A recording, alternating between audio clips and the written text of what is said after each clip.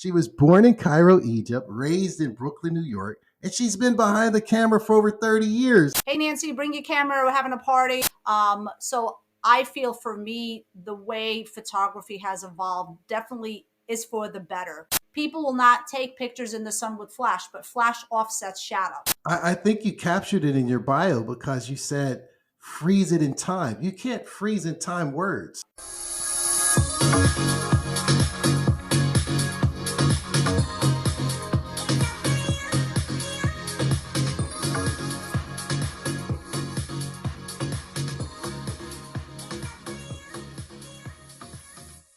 All right, welcome to another great episode of the Dre and Smiley, the Inner Circle podcast.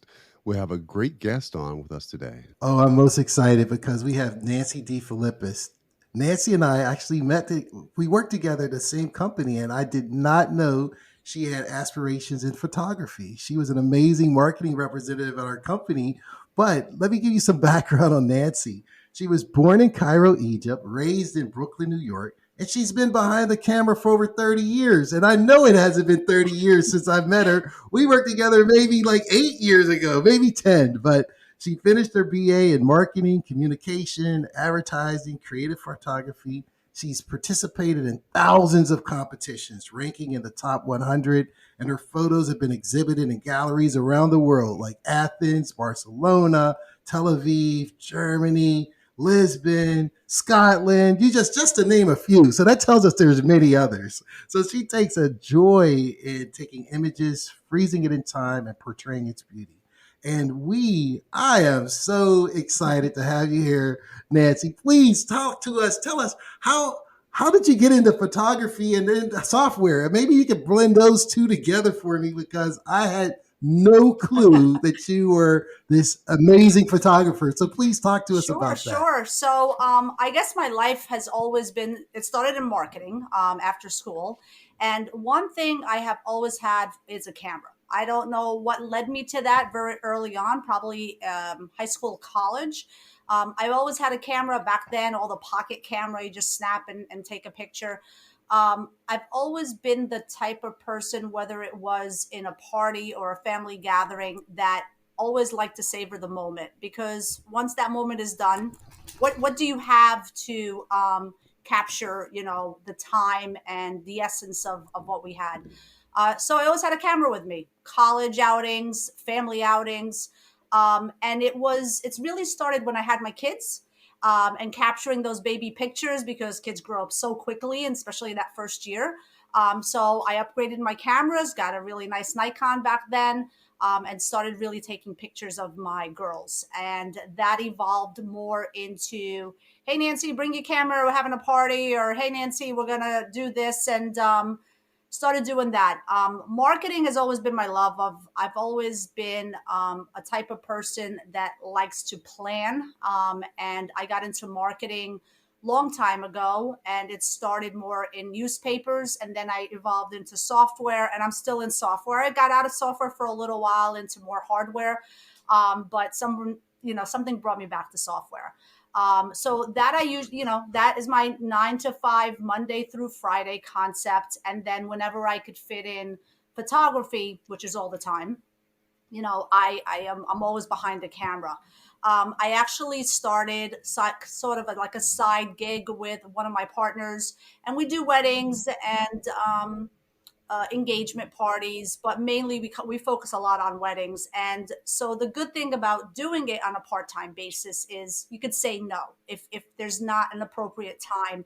It's not my livelihood that I have to depend on it financially.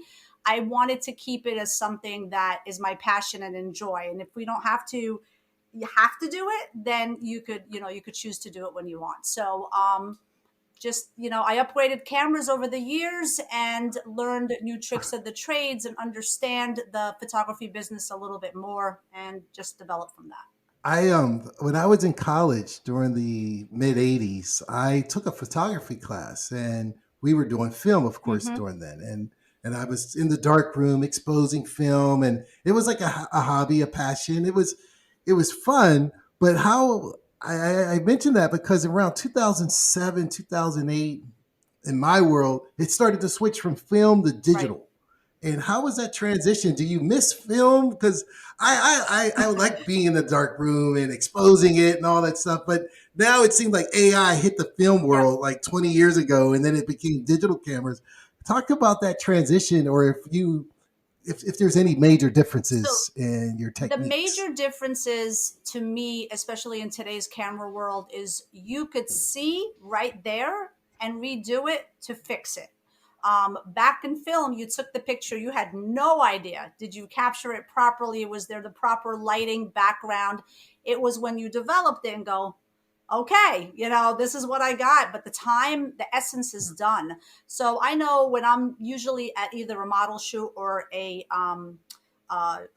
wedding, you have a few minutes to redo. I quickly let's take the camera, go to the Mhm. viewfinder, see did I capture the right picture? If not, are their eyes closed? You couldn't do that long time ago.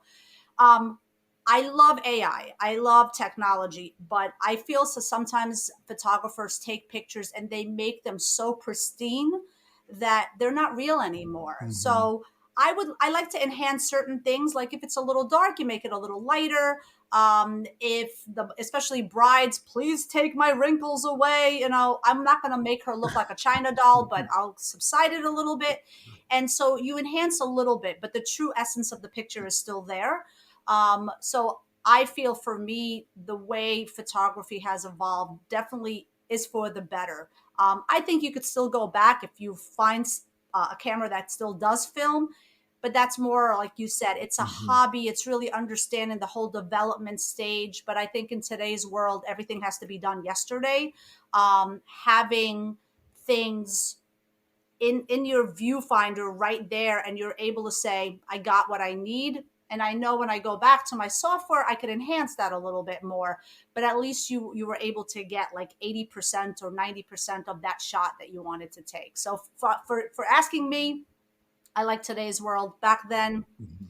you were stuck with what you got. That Makes was it. sense. So today, in terms of photography, it sounds like it's more of a business, or is it a hobby and a business for you? It's a hobby that makes me a little bit extra money. Yeah. Yeah, so but I take it seriously. I have done model shoots, so models will call me because they see me on Instagram. And sometimes we will do a barter system if it's not any payments involved. But for weddings take a lot of time. It's not my time there, it's my time editing 500 to 1,000 pictures afterwards. So that we definitely have to charge on a wedding. And then it just teaches me more, and it's fun. It's something fun to do. And like I said, it's mainly the weekends because I still am doing marketing full time. But maybe in time to come when I retire, then I do photography full time. And but for now, I like it to be a hobby because I enjoy it. I don't have to say, oh my God, I have to go have another 20 shoots to pay Sure. my bills. So I that's where I am in my life with photography, but it's always going to be there. Smiley mentioned earlier when he was in college, he took a photography class. When I was in college, I did Mhm. music, I DJ'd. And one of the challenges that most DJs have, me and my friends who have DJ'd talk about this, is that when we hear music, especially from a DJ, it's hard to just listen to the Mhm. music without critiquing it. So for you, Right. as you move throughout your day, what's the challenge you face? Because you're a photographer, you've been doing it for a number of decades. What's the challenge you face on a daily Yep. basis as it relates to you just moving throughout your day being a photographer? What things do you see and kind of make you cringe or pause as it relates to photography? So one thing for this is just speaking about me, and I know other photographers are different. I will not criticize or critique other photographers' um, uh, images. With that being said, I think everybody is Mm, unique, and there's some people that like dealing with just black and whites. That's all they mhm, like to shoot, and they have a different mm, style. Okay, so what they are and what I am could be totally different. Neither one of us are wrong. It's just our style, and it's just dealing with, like, I don't know, Gucci, Fendi, and Louis Vuitton, right? They all have their signature Right. of who they are and what they want to be. And I feel like photography is like that. I appreciate a lot of the images that I see from other photographers. And I follow in my Instagram so many Mm, photographers, and there's some I look at, I'm like, yeah, they're right. okay. And it's like you go back to old school, like what your mother said: if you have nothing nice to say, don't say anything at all. And I will never say anything bad, because if that's their passion and if that's their style, say, be it. But and for me too, I if I'm critical, I'm critical Mm, about me. And if I didn't take something the right way and I wish I would have done it a different way, then I try to go correct it. So if I do like landscape photography or birds or trees or things like that, I'll go out shooting and I'll be like, I should have done something a little bit different. I have the opportunity to go back and reshoot and fix what I want to enhance on. But in regards to critiquing other people, unless it's like this phenomenal Natural Geographic kind of photographer, I think everybody's very talented in their own way and they have their own yeah. style, fashion, just like Yeah. anything Makes else. So sense. does that It answer does. what It you're? totally, and it resonates with Okay. me because I had to come to that point of realization, which is, every DJ is going to be different, and that's great. That's a good thing. Hmm. When I was young, I would think, oh, this could have been better, that could have been better. But the reality is that they're performing the art as the way they see it, and so it can be Right. appreciated just as any other art form. Tell me this: when you started out in doing it professionally, I know you mentioned you were younger Hmm. and you'd always hear a camera, that sort of thing. Two questions: what was the moment that you realized, I could probably make a couple dollars at this? And then I have a follow-up question to that. It's when people started asking me to take pictures of them. So if it was a friends and they had their family coming over for Christmas, then all of a sudden I'm taking pictures. Then when I started doing Instagram and just posting the pictures that I love to take, then I got models calling me, would you take my picture? And then when people started asking me more and more, I go, why not turn a hobby into, a little business, nothing that's going to consume my life. And like I stated earlier, I have the choice whether I would like to do it or say no. But also what taught me in photography is the type of cameras. A lot of people buy $4,000 or $5,000 cameras, and my cameras are that expensive, but I know how to use them. And you also have to have the talent to Mm, use them. You just can't buy something expensive and just think you're going to put it on auto and click and you're going to get this phenomenal picture. There's a lot involved mm, into it. There's like this triangle and how depth of field, and you go on and on and on. So um, I always tell people starting out, buy a nice camera and use all these options. There's a reason why there's all these dials on this camera, because it could do things for you. And I definitely see the difference in my photography when I had shooting my Nikons that were worth $800-900, and then shooting now my Sonys that are worth a couple of $1,000. The hardware, the glass, the technology, the sensors, everything that's in there makes a big difference on my images. And I could take the same picture with the two different cameras and just physically I could see the difference interesting. in it. So, So you got to invest, just like anything else. You have to, like your equipment. I'm sure, and there's different levels, and I know that type of equipment is not like cheap, and it's a matter of what quality do you want, That's to go right. That's forward. right. So when you think about the different Yep. subjects that you shoot, which is the most challenging Hmm. and why? Mothers of brides. Why is Yeah. that? I haven't had any bridezillas. They've been really phenomenal, and the husbands to be are usually the ones. Just ask her, and I'll do what you want. Um, Models who are starting out, they are looking for guidance. So I learn from the professional models, and I watch what they do, and I take that learning. And so if someone's starting out, I'll say, okay, this person who I worked with, I see how you're positioned. Let's try this. And she never thought just the change of her hand or a change of her body gesture is going to make such a big difference in the picture. Um, like I said, I feel as a photographer, even though if I have experience, the person I'm photographing, you have to respect them on what they're able or not able to do. And if they don't want to do something, I'm not going to force them for just the sake of getting that shot. I will always say, have you thought about doing it this way, or can we do this way? I had some brides, I guess the mother's the one that really hired the photographers, and the bride and groom were like, they could care less about the photography. But I am like, they hired us. We need pictures. So we take as much. I'm like, hey, could we do this? Could we do that? And they're like, no. I'm like, okay. Like, I just will never force somebody to do what they don't want to do. So you mentioned the challenging ones are the mothers and the brides. Are the easy ones the babies? The ba- Or which ones, like on the opposite end of the spectrum, which ones do you like, oh, I'm so glad I got this opportunity to do the birds yeah, or the children or I the football games? actually like animals are not that bad depending. I think a good challenge is when I'm out, and landscape of course is the easiest because nothing's moving. But you have to capture it. The lighting is key for that. I did go on some local safaris, if you want to call them that, and that was a challenge because these are wild animals, and you have seconds to catch the shot, so you have your continuous, and then you go back and you look at 300 pictures and you just get the one or two. But children, I did children. It really depends on the kid and how well behaved. Some of them are camera hogs and they're so happy. And especially if you show them their picture and they go, oh, that's me. And then all of a sudden they're like, oh, okay, here I am again.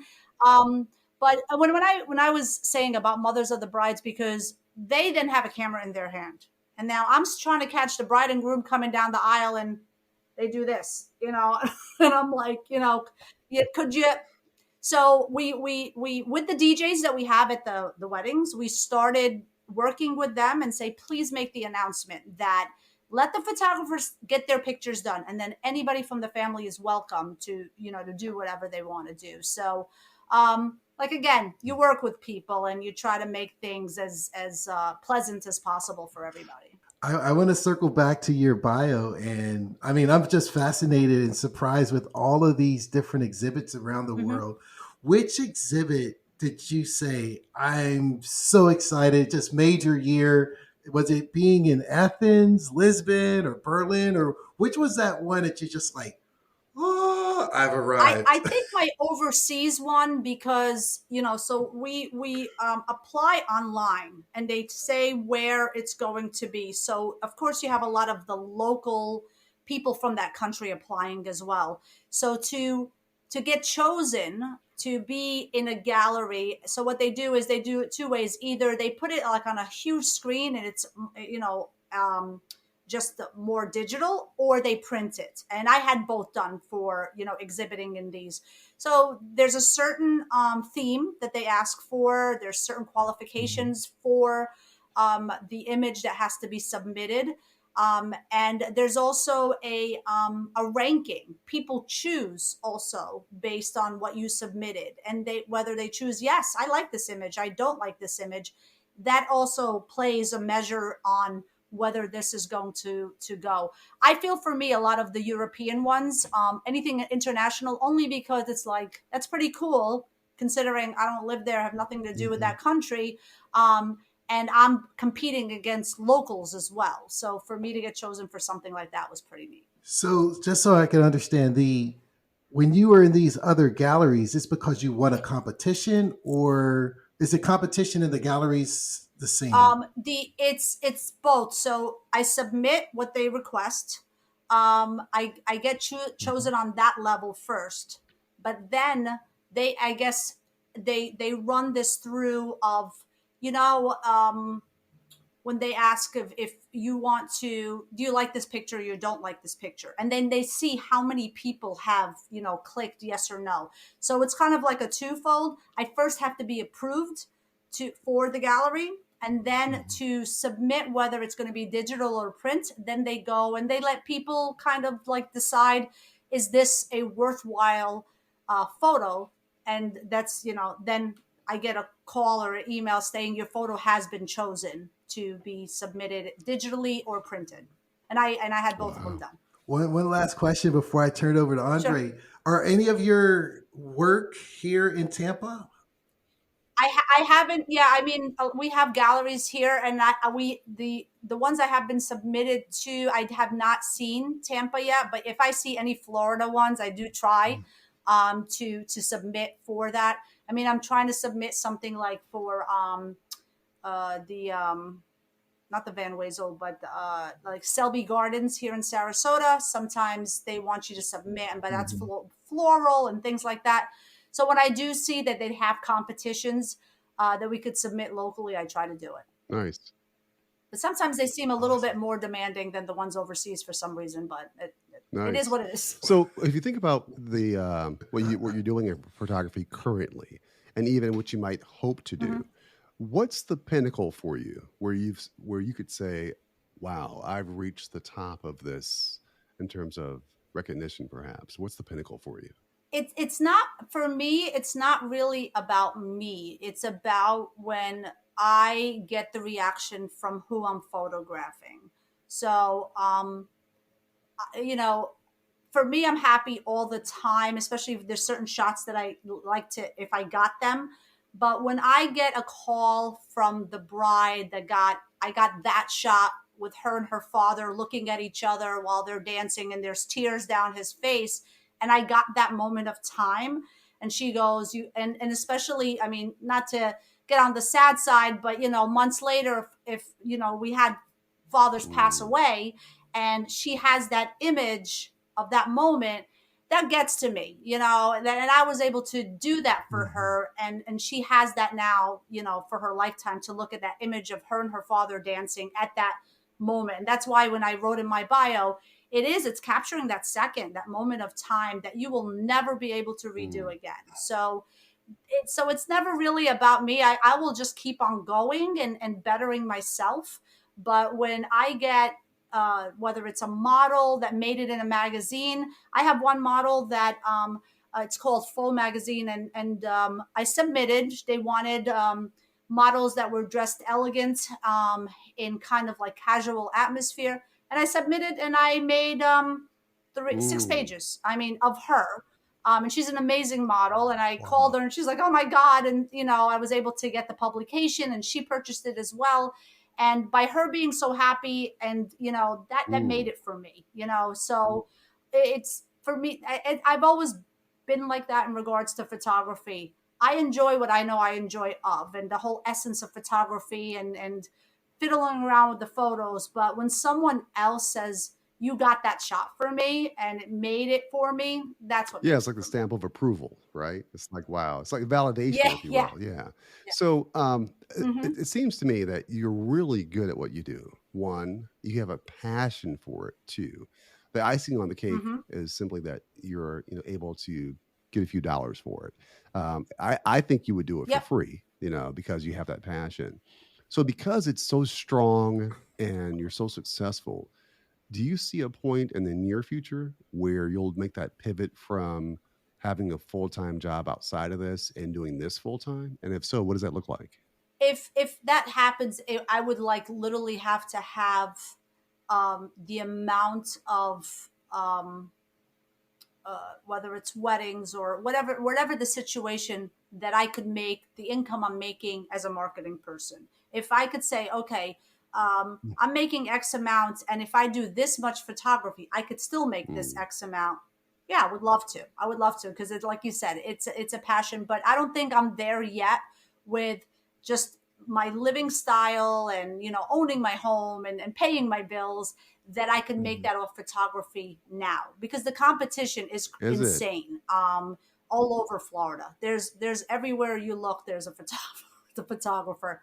But what stands me, and also when my partner is, I think the respect that we have for our clientele, we're not going to charge a Mhm. zillion dollars like some of these photographers. I mean, I have some friends who had daughters that got married, and I go, how much did the photographer charge? Like, what are they doing? I like, you know, do they like, photograph musicians? And I just didn't understand like what they were doing, and they were using same equipment Mm, we were using.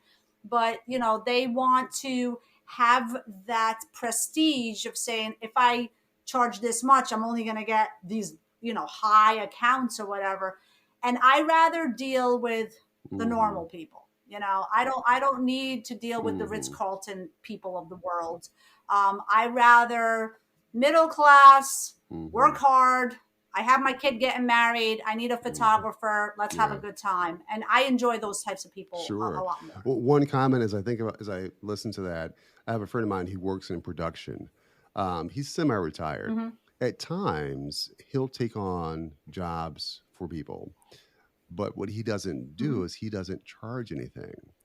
And one of the reasons he doesn't is because it's kind of what you touched on. If the more money you charge, sometimes you got a different clientele who's unrealistic, too demanding, Right. and next thing you know, you're jumping over hoops and you really just can't satisfy them. So his thing is like, Right. I'm not Right. going to charge because one, if I don't get it done, there's nothing they can say. If I don't meet their Exactly. standard, there's nothing they can say. So that makes sense to me. Yeah. One other question for you. So you mentioned you have a partner. So how did you Hmm. find that partner?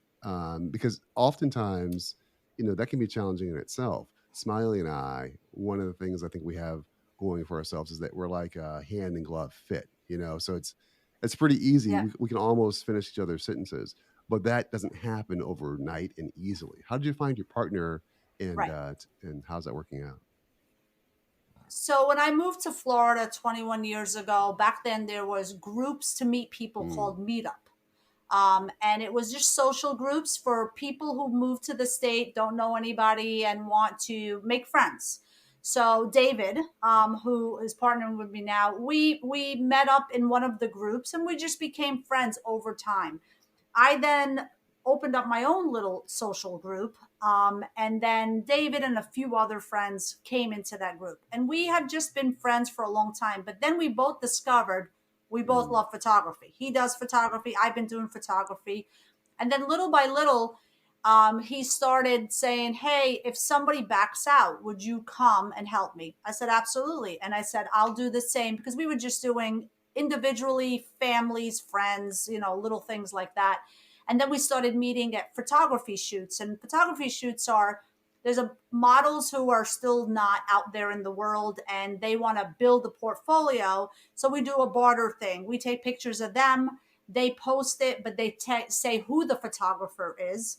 And then everybody gets the awareness out there. So we started meeting at those types of things. And then little by little, we've been helping each other. So we just said, "Hey, why don't we both have full-time jobs, but why don't we open up this kind of like on the side?" And we like I said, we could choose when we want to or not want to. We don't have to choose every single wedding or engagement that comes our way. So we've been doing it for a few years now.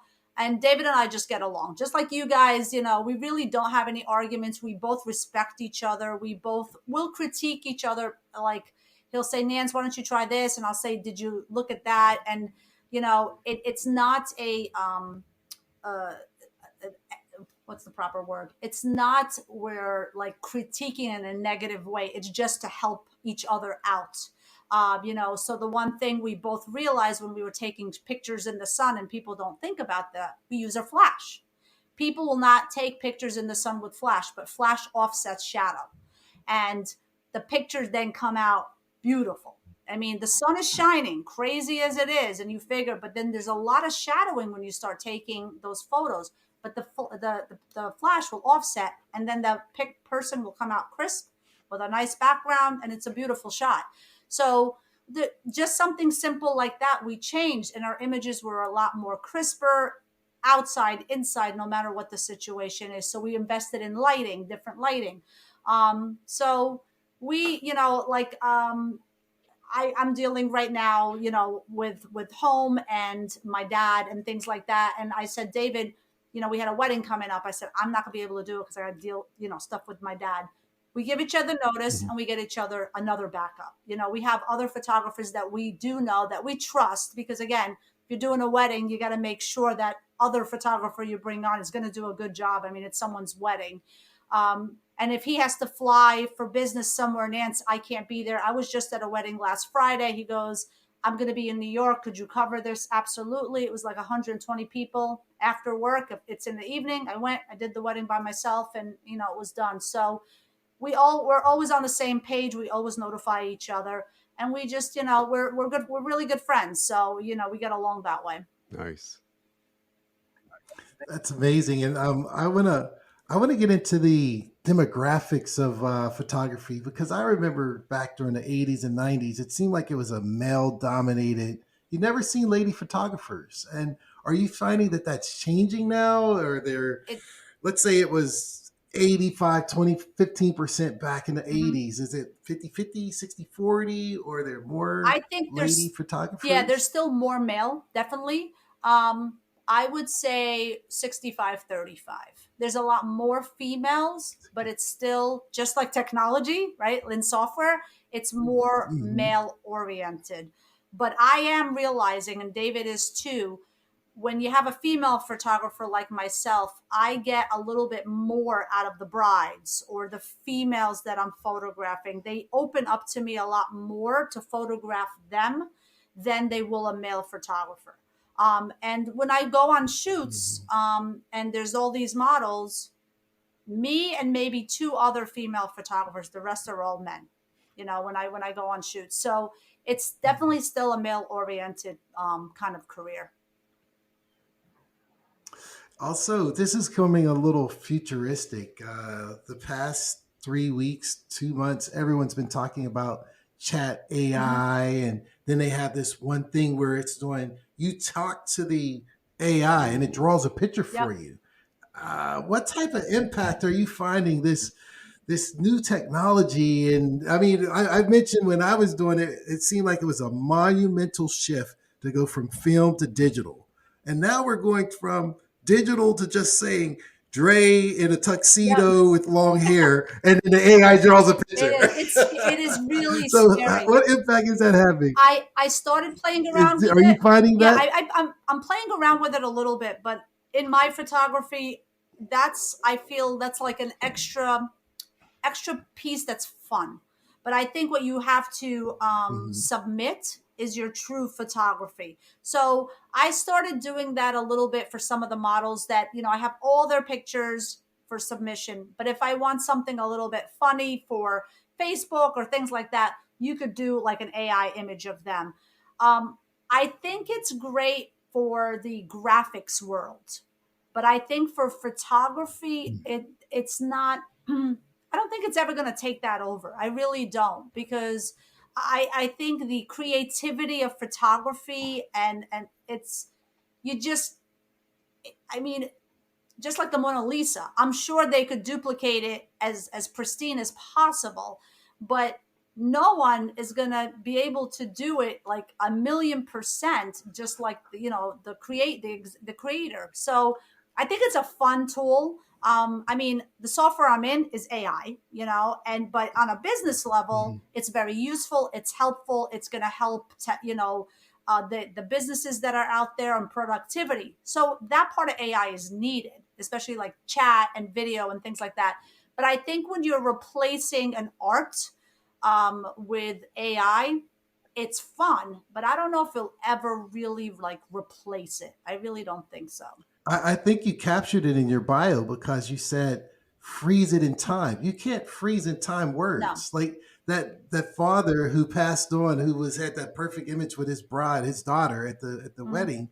You can't get an AI to capture that perfect moment in Right. time. And I think that's the deficit of an artificially intelligent generated image. But Yeah. no, thank you. So, Nancy, tell me Yeah. this. We've talked about a lot of things around photography, how well it's been working out for you, that sort of thing. What's one thing that people don't know about you that you wish they did? Oh, wow. I think a lot of people really know who I am. I mean, I'm definitely the type of person people know I will do anything for anybody that I care about. So that's down on like a personal level. But I think sometimes people don't realize how much effort and behind the scenes I might do to get something done. Like they think they see something and it's finished and they're like, oh, Nancy could do it. Oh, Nancy got it done. but they don't understand the work that was put in to get that done. So I think some people will see me knowing that because they always relied on me. So they see that I could get something done. But if they really knew behind the scenes how much work I really had to do to get it done, because I'm just the type of person that does not, I'm not a complainer. I'm not a type like, oh my God, I worked on this like for like 50 hours and I am so tired. That's not me. I got to a point, said, I said, if it's not gonna Mm. add value, and it could be family Ooh. too. I'm not ashamed Yeah. to say that it Yeah. could be family too. If that person or those people Mm. don't add value to me, to my Mhm. mom and dad, to my girls, to just my life, like why Right. are you here? Right. If you're here just to watch Mhm. my life, but you have nothing to offer me, and it's just like they show up on the most like who are Right. you, so I said to myself, I'm not gonna, that's not gonna upset me anymore. It's just better not to have these Sure. people in my life. And I started doing that, making my circle a little bit Mm. smaller. And, I value who I have. And then those are the people I focus on and take Awesome. care of. That's an awesome transition. What we're going to move into is the final four, and the final four is something where we ask all of our podcast guests just to get something a little cerebral. So think of it like this: you're having dinner. It's a table of four. You're at one seat, and the other three chairs, alive or dead, who are sitting at the dinner table with you? Who and why? 4 people, 3. 3 people. Three. Yeah. You and three others. Ooh. Four total at the table. Um, okay, well, one answer. And celebrity who I love and would die for. And I'm actually going in April. So Janet Jackson, and he knows me. Oh. I'm a nut. Okay. I love And it. I I got my love it. ticket for Orlando in April, 5th row from the stage. She would What? be. Can I come? I'll sit on um, the floor. I want to I go. follow her all around the world. That's So awesome. I would just love to know her life, because just reading her book and everything that the Jacksons have gone through, I would just love to sit and really understand the true essence of who this woman is. Um, and it's hard because you said now I have only 2 more seats, and I love both my parents and both my girls, but I would probably, even though I love them, I know everything about them, I would probably choose um a, I'm not sure the name, but I would probably choose a very successful business person. That, Mm. how did you get there? What did you Mm. do? Tell me, from like when you were born to going to school to making your billions, and really understanding what that took to get there. And then the last person would probably be like a renowned photographer. I would love Mm. to sit with that person and take a year off and travel with that person around the globe, just watching what they do and learning. Because I feel no matter what career you're in, you're never it's never late to learn more. There's always an opportunity to learn and make yourself better. When somebody goes, I know it all. No, you don't. You No, you just don't. don't. And I will never say I Well, know it all. I'm always learning, whether it's in marketing or whether it's in photography. I am always learning. And I was like, really, you could do that? And then I try it. And so those are like the 3 types of people. Janet, of course, somebody renowned who has made probably a crazy amount of money, but why? How? Like, what got you there? And then probably a photographer that I would love to travel around the world and just learn and understand the whole tapestry.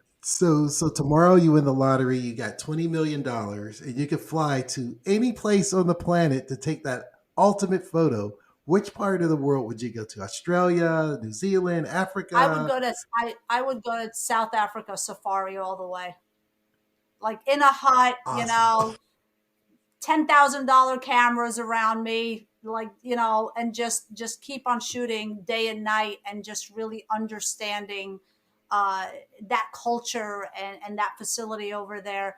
I think that would be amazing. I mean, I have traveled in other countries, and it's, more for the culture and the people, but I really want to just go out where there's no humans. It's more the life that these Mhm. animals and everything lives. That would be amazing. What's been your greatest success, personally or professionally? Um, I think my greatest success is being a mom, and raising my girls on my own. Mhm. Grandparents have been amazing. They're always there, but I learned so much raising my girls and who they are today. So they're both, Brianna's 27 and Corinne's 29. Brianna's a social media guru, I call her, and Corinne is a Awesome. very successful realtor. They both own Awesome. their own homes. I sit Awesome. back and knowing these little girls that I had to drag to school, but they were like me when it came to study. They would come home, study, take their snack, make sure they're finished, make sure they're ready for their exams the following day, and then they would go have fun with their friends.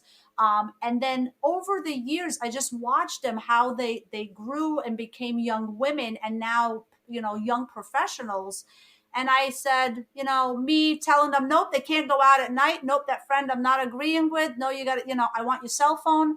All those little things, I'm hoping, has helped, like, develop who they are today. So I would definitely say my girls, on a personal level. And on a professional level, I would say my career. Photography, like I said, it's my passion, but marketing, I've always grew in different directions. But I kept on growing. Never dipped down. I might have hit plateaus depending on the economy and the industry, but I always try to just keep on going up and learning and becoming more. And I think what gets me where I am today is who I am, my personality. I deal with a lot of different personality of people, from the CEO, down to anybody. Mhm. And I feel, and I know I'm only speaking about my behalf, I feel they enjoy working with me because I am very flexible. Again, I have to take every individual a Mhm. little bit differently and can't treat them the same. And if somebody likes something done this way, I got to respect that, and we do it. So I'm never the type to go, no, no, no, no, we're not going to do it this way. Let me tell you how we're going to do it. I will never say those words to anybody. I will recommend how I did something and say, this is how I did it. If you feel this might work, let's do it. But if how else would you like to do it? And put the ball in their court and respect their wishes. Because at the end, I'm going to need their help for these shows, or for that webinar. Because even though I am orchestrating everything, I still have to depend on a team when we go deliver everything. So, I Mhm. think respecting one another in any type of industry, I sometimes see that does not happen with people. Some people, depending on their title, this is how it is, and this is how it's going to be, and you got to get it done. Okay, but I'll switch it. I'll go. I have no problem. I will do it the way you want to do it. But if it fails, then you do not come and point the finger at me, because I'm doing what you want to do.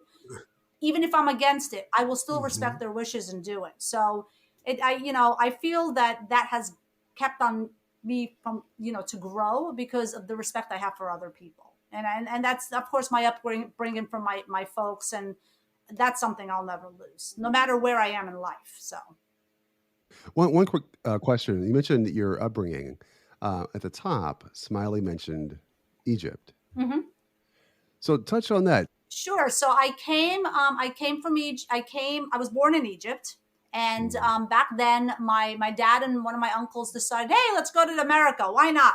I think they were just drinking, and they were like, why not? And all of a sudden, they got their papers, and we were on a flight coming to the United States.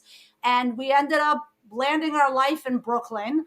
And I remember going to school, and didn't speak English. I'm 4 years old. I come from a different country, and I used to get beat up, because the kids are start Mm. trying to talk to me and play with me, and I'm sitting there going, like, the Couldn't teacher understand called what in they were my saying. mom, and yeah, and she's like, Mm.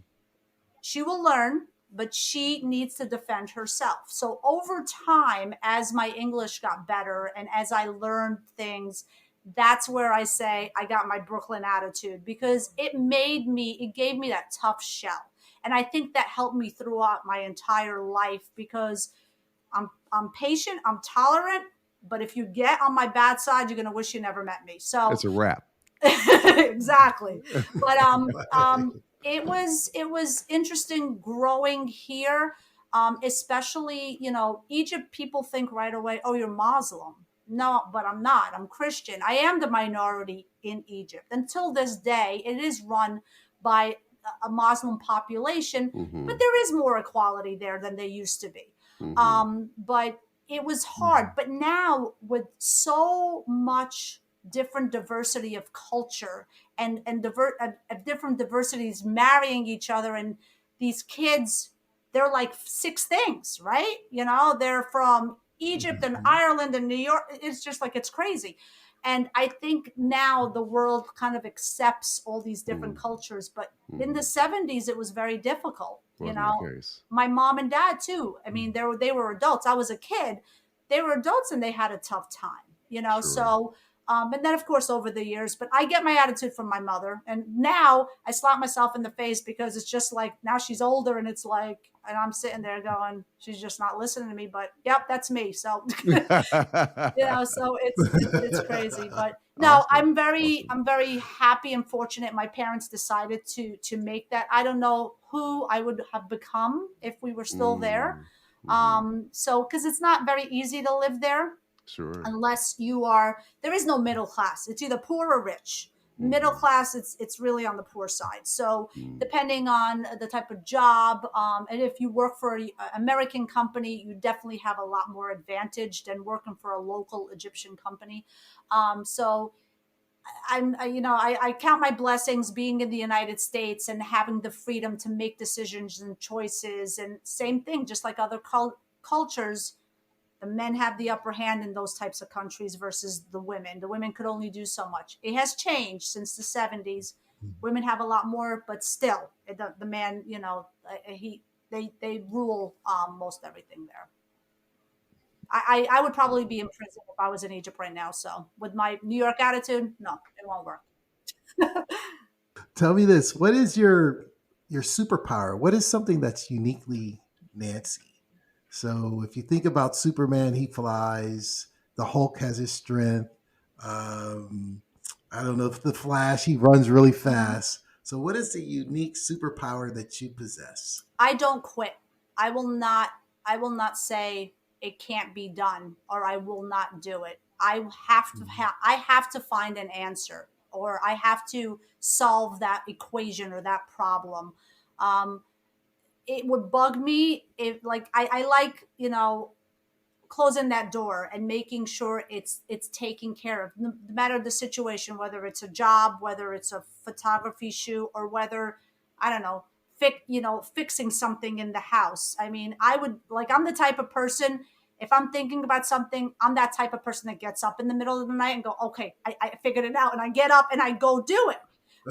Because I always feel I like to always have, I guess it's my project planning. I like to start it and I like to complete it and end it. So one thing I would not do is quit. I don't think anybody's ever heard, no, I can't, or I'm not going to do that. I just don't do that.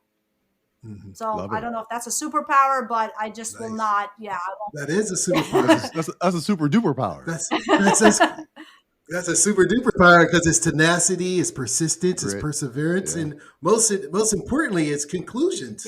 So many people start stuff without yeah. finishing, and what would the world be like if everyone finished what they Yeah, started? It'd be Yeah. exactly. a different I mean, Yeah. world. I don't know if I mentioned to you guys earlier. So I sold my house in December. I didn't need to move. I was just at the phase in my life. I go, you know what? If I've never built a house. That was a goal of mine. And I had the opportunity to do it. And so I said, okay, I never put myself in a situation that I can't either afford or handle. So I said, I know I have to sell my house in order to Mhm. get another house. So went on the market, sold my house, and here I am. I'm with my mom and dad now until the house is done, which will be next month. But it was very interesting watching this build from piece of Mm. dirt to wood to a framing Mhm. to now we're getting into tiles and sinks and things like that. It was like almost like having a child, right, and watching it grow. But I am with these contractors and I ask my questions and I have my little checklist because I just want to make sure everything that I asked for when I they give me those keys, I completed that, that project. Even though physically I'm not doing it, but I am with them, and they have been a great builder. They've been with texting and email and everything. I go physically see it or they email it to me. But again, here's a project in my life that I worked on for a year, and it's Mm, coming to completion. And for me just to see it now, it's done. yeah. That's awesome. You mentioned the checklist. That's something that I tend to do is Hmm. try to be as thorough as I can when I'm working with someone. And Right. I tell my son one of the reasons is because at the end of the day, I never want to hear, "Well, I thought no one told me." Yep. It could have been, but so there's no room for guessing or assuming or I didn't knows, Yep. right? If Exactly. you if you're thorough with someone, the Hmm. worst that could happen is that person might say, "Oh, he's so irritating." That's okay with me, as long Yep. as when we're done, we're both have the result we both were expecting, right? So I'd Right. rather be a little irritating than get to the end and it's like, well, this is not what either of us thought. So yeah, so that resonates with me. Yeah, I've always, I mean, I have my calendar on my desk when I work. I have my Yeah, calendar on my computer, and yeah, I have a task that I had need to complete. And some tasks can be pushed out, a day or two, right. but it has to get done. And Has to I get think done. for me, the hardest task when I have to run after somebody for answers, or I'm dependent Yeah, on somebody for that PowerPoint, right. so then that's where I create humor and I'm like, hey, Avon calling. Did you get the Right, right, PowerPoint right, done? right, right. Because we Yeah, need yeah, it yeah. tomorrow. Yeah, yeah, yeah. So, Humor Yeah. helps. yeah, yeah. So that's the thing. I know when I put myself a task for Nancy, it's going to get Mhm. done. The Right. task that's more challenging is when I'm dependent on somebody else. So, have a pretty dynamic life, right? Lots of a couple irons in the fire, lots going on. If you were to write your autobiography today, what would the title be? Live for today. I like it. I For like it. today. Yeah. Nancy, I got to Awesome. tell you, this has been one of the most eye-opening interviews we've had in a while. I've never talked about photography so thoroughly. Your passion shows through, and I love that. The fact that you're able to use your passion to generate income is just the icing on the cake. I just want to say I really appreciate you taking the time to be on the Dre and Smiley podcast. I really appreciate it. Well, thank you very much. And once again, I appreciate your willingness. As soon as I instant messaged you and you're like, yes, I'll do it. I was like so excited. And thank you for your time, your energy, your passion, your stories. And once again, thank you. Thank you so much, guys. No, it was a pleasure. I love seeing both of you, and it was a pleasure. And thank you. The questions were great.